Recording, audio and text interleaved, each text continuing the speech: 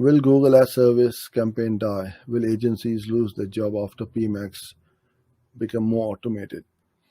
So this is the debate which is going on. All the freelancers, marketeers, professionals, agencies are sweating out there. Oh my God, we won't have any work. In fact, it is the complete opposite.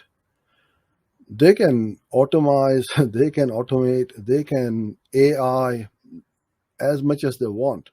If you don't have the right creatives to test, the algorithm cannot do anything. So you need to test, you need to create videos, you need to create good graphics, and then keep testing them.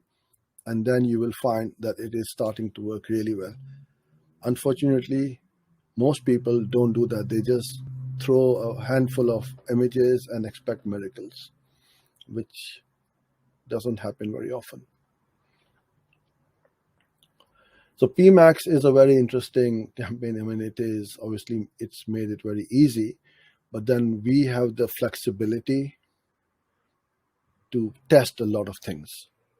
See, there are only two things: audiences and the creatives, and you need to marry them together.